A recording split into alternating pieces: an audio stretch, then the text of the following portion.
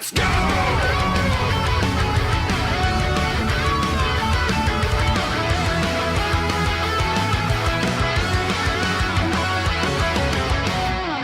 I want to talk about casual players. looking forward to the perspectives that so many people had based on the stuff we talked about on Twitter earlier, and how I think what Guilty Gear is doing to appeal towards casual players is pretty heavy, you know? Games like trying to get people into it aggressively in so many ways. Not just gameplay, but like a lot of different ways. Weirdly enough, the thing that everyone usually tends to go towards is like, oh, they simplified the game. It's more for casuals now, right? And that's why it's getting its success, is because of like game simplification or mechanics. I've been thinking about this a lot today. I think people are not giving credit to certain parts of Guilty Gear Strive where credit is due, as far as keeping a casual player base sort of interested or wanting to try out Guilty Gear for the first time. I think there's a lot of things that have come into play for Guilty Gear to be at the point where it's at today. Super interesting tweet earlier today that a lot of people had some choice words for, and some people agreed, and it's kind of all over the place, because one of the biggest issues Guilty Gear Strive has sort of tackled since its beginning, inception,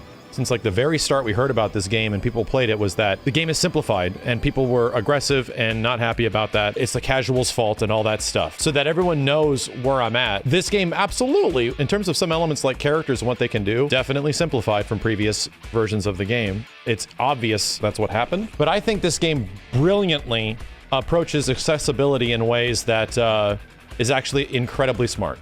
Super smart. In fact, I think in many ways, they approach accessibility without removing the high skill ceiling. A lot of people are like, man, casual players are going to be able to roll into this game and beat up high-level players. And I'm like, what? Genuinely mind blown. I think it's just a lack of understanding about the levels of a fighting game. Some people roll in and they're like, hey, man, I don't want to put thousands of hours into a fighting game to learn how to play it, and thinking that that's what it's going to take to learn how to play a fighting game. This game alleviates the thousands of hours it would take to learn how to play a fighting game. And I'm like, no, definitely not. There are absolutely elements at the highest level of Guilty Gear, at least currently. We're only 1 week into this thing, that is going to take a hell of a long time for people to fully absorb and understand. So I really don't agree with that people think that I can just jump in immediately, start being good at a fighting game, and I'm like, it's like that person, everyone has this friend. I had friends with a game called Soul Calibur when I was younger, and everyone thought they were a god. I am a god at Soul Calibur. Nobody can beat me. I have never lost to anyone.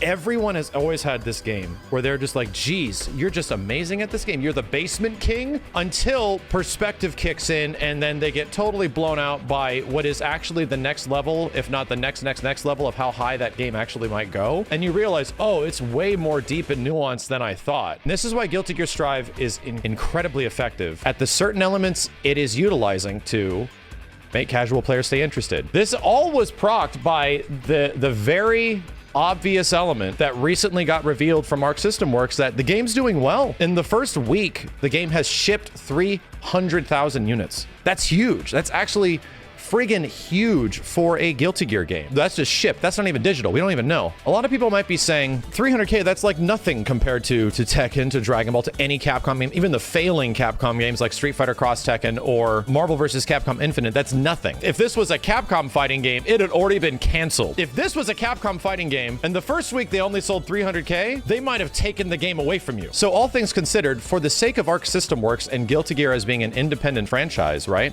that is owned by Arc System Works, this is huge. I heard from a friend at Arc System Works back in 2014. I can't remember exactly, but it was 4 to 6 months after the game had come out. And he told me the game sold about 90K. And this is for a little game called Xrd, Guilty Gear Xrd Sign. So the game has clearly appealed towards a global/casual audience more than it ever has. And I think it's, in my personal opinion, and we've actually seen the effect of this, it's accomplished this in many different ways. But here's the funny thing. This is where my long-running argument that simplifying the mechanics of a game just for the sake of simplification isn't the thing that brings casuals in. It's not the individual thing. There's a lot more stuff that went into this game getting the audience it's getting right now than just that aspect. However, from the developers themselves, and here's where we have to bring up some articles and stuff, even from the developers themselves, they approach the gameplay of Guilty Gear Strive specifically with a casual mindset. They were designing this game and its characters and its systems with the idea that we want to appeal towards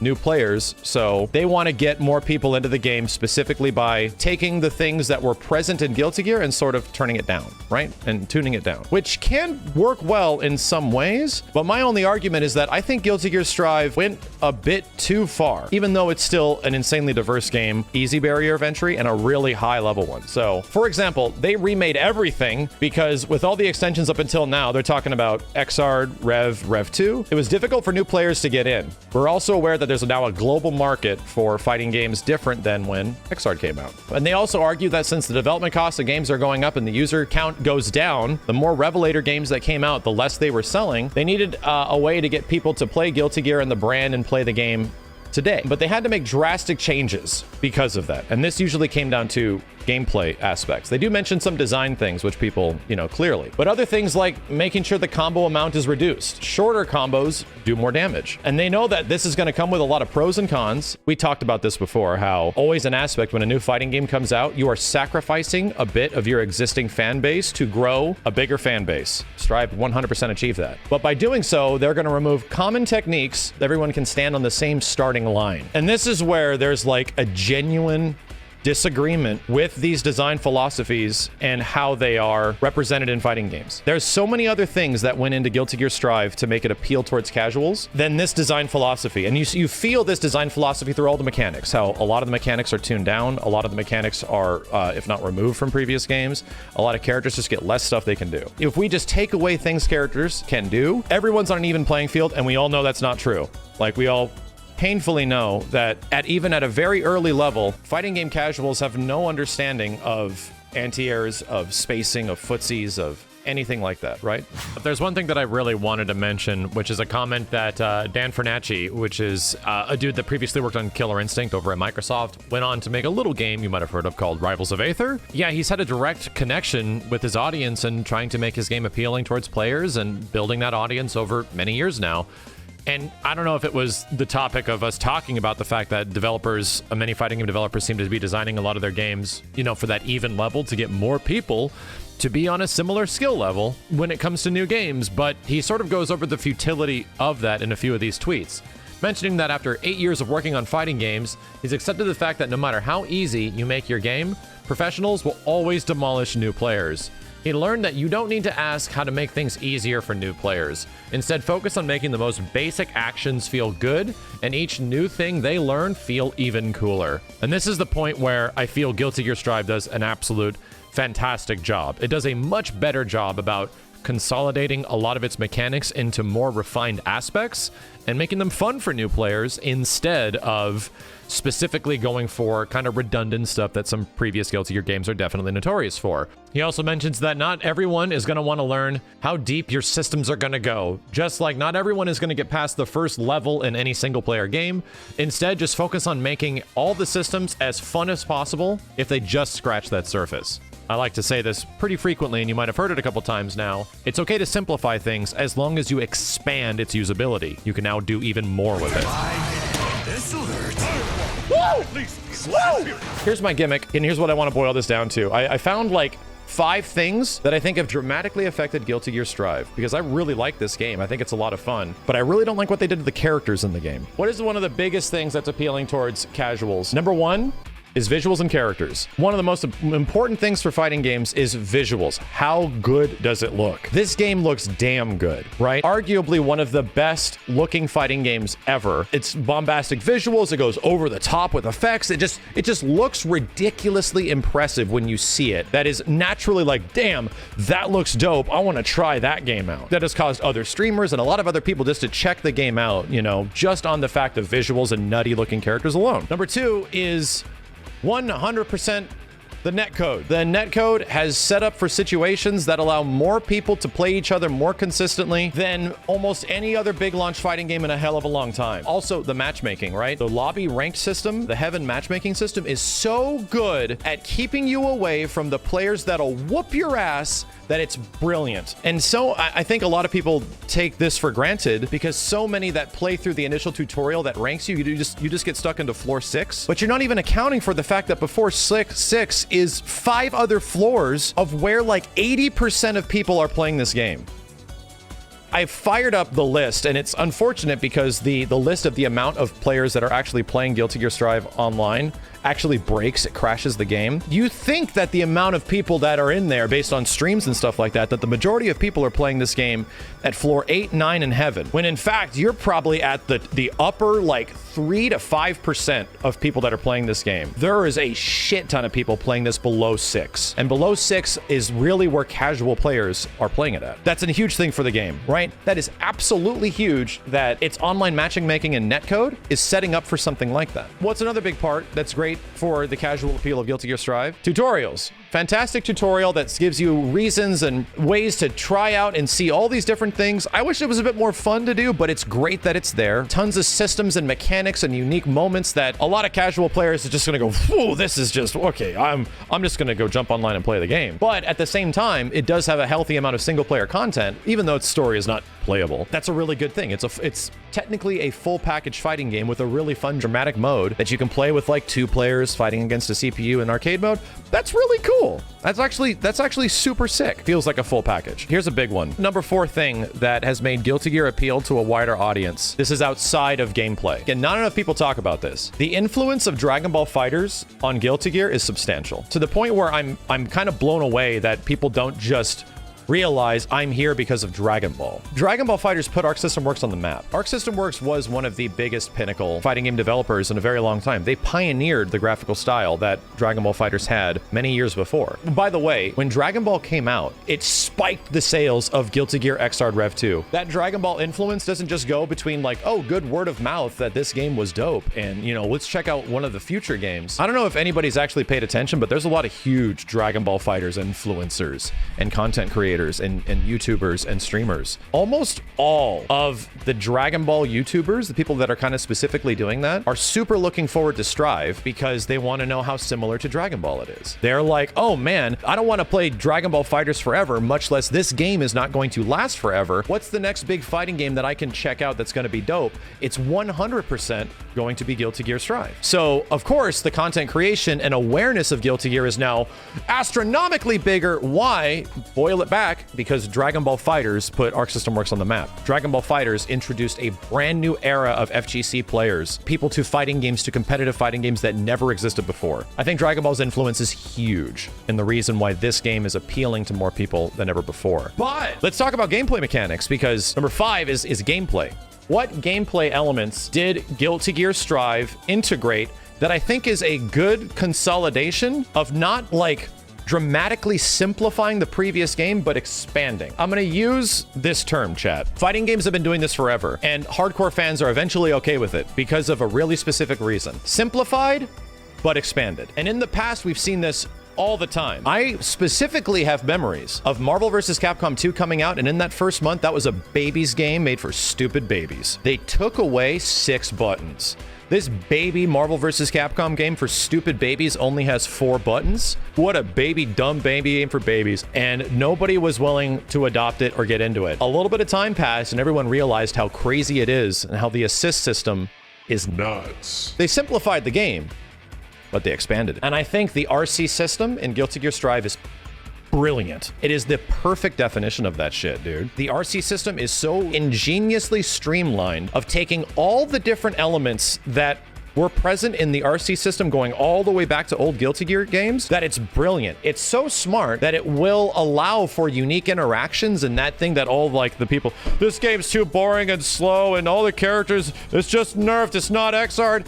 I don't agree with you, because 100% the RC system is so much more interesting than it was in the previous game and way more fun than it ever has been. And that also sort of complements another part of the game, which is 100% a simplification, but something I don't dislike. And it's the damage. The damage in Guilty Gear Strive is fucking nuts. 25-second long double RC wall combo in Guilty Gear Xrd, it would take off the same amount as like a 6-hit combo in Guilty Gear Strive. And here's the crazy thing. I like the damage. I actually think the damage is a pretty decent way of letting newer players feel like their attacks are doing stuff. I think that's actually a pretty good call, because it still allows players to expand and do the things they want to. However, and now we're going to get into the things that I don't think specifically complement a new player base. The damage is a two-sided coin, or what's the best way? A double-edged sword. In a situation where, oh man, my little combos do so much damage,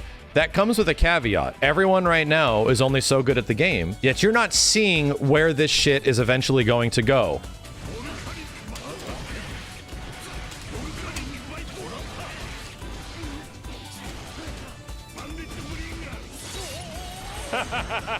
He's dead. So, give the game a little bit of time, and then suddenly you jump online. As a new Guilty Gear player, I waited a week. I guess everyone likes this game.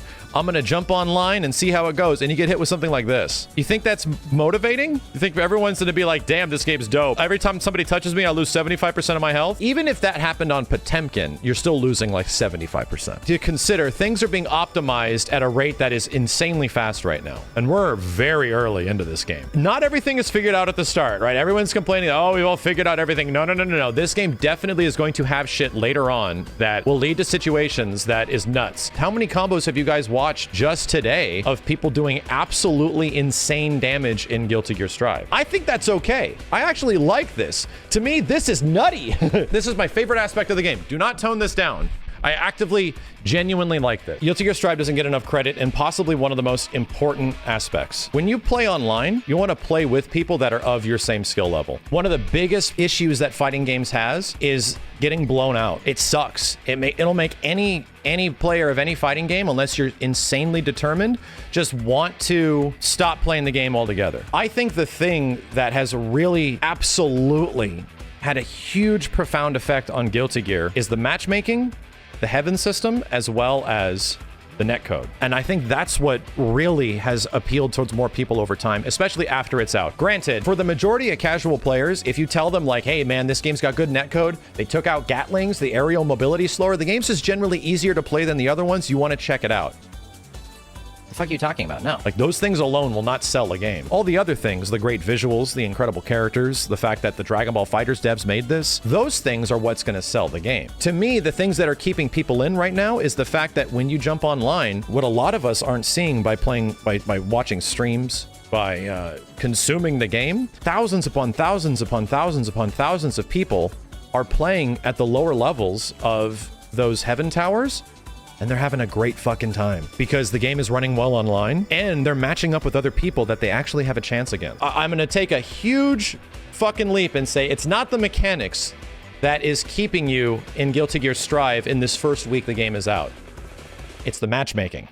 It's the netcode. Usually the good impression that people has of Guilty Gear Strive is ultimately going to boil down to the netcode. I'm going to jump into a fighting game and I'm going to get my ass whooped. Jeez, man, these games suck. I got to put in hundreds of hours. This is not fun, right? How many times have you heard this? That this is the big fighting games are too hard is the issue. But so infrequently do we get a fighting game that actually allows you to level up and play the game with other people that are maybe around the same skill level as you, and begin that process of getting better. And then it becomes invisible. You're just like, I'm just having fun and I'm experiencing fighting games in their prime. Anytime someone's like, this game plays so much better, it's usually coming from an online experience where they might be in like a lower rank and they're having a great time because they're not going up against somebody that is doing like 75% damage combos or some shit. Guilty Gear Strive deserves a lot of credit in the fact that it is introducing people to these gameplay systems and having them fight each other in ways that is preventing smurfing, is allowing them to learn with other players at the same time. The netcode and the matchmaking is what's doing that shit. But the idea that it was the mechanics that did it, most of the time, like, that's not the stuff that gets people into it. It's a lot of other things. It's a lot of other elements between visuals, matchmaking, fun factor, high quality single player content. All the elements that usually result in very well-selling fighting games. Again, I'm talking about sales. I'm not talking about people that eventually convert, right? And then go to tournaments. That's a completely separate thing. Establishing friends and growing camaraderie and all, that's a completely different thing. Guilty Gear has had a problem with sales. And that is where I think the big efforts from the developers in terms of we need to appeal towards casuals by removing mechanics and taking away things, but at the same time, we're going to do some really smart stuff with the RC system. I agree with a lot of gameplay stuff that they did in this game, but then I really disagree with some of it too. Long story short, I think Guilty Gear Strive has plenty of depth. It actually has a very good earlier barrier of entry. It actually has a great high-level barrier that is expanding and expanding and expanding and getting crazier and crazier every day that I look on some Twitter clips. And I'm like, fuck, dude, this is getting crazier and crazier and crazier. And here's the funny thing, that's gonna change. 100%. All this stuff is going to change eventually. All these elements that are sort of in the game right now are going to be different over time. They're also going to give characters more combo opportunities in the future. In fact, they say it in another interview that early on, they don't want characters to have a ton of like combos. Guilty Gear games usually age like fine wine. The later versions are usually so much better than the launch versions of the game. And the game is going to evolve to eventually have all these things that for some reason it was designed not to have at the start. And that's what's really weird to me, is that why wouldn't we just let characters do all this interesting stuff at the start? So what is the thing that's the most appealing about it towards casuals, especially when you play it online? Oh, it's the fact that everyone's playing it at an early level and you're playing it with people that are of your skill level right now. My hot take is that you have people to play with. You're engaging in fighting games in the most addictive, most appealing aspect that fighting games are, which is fighting friends and fighting people of similar skill level.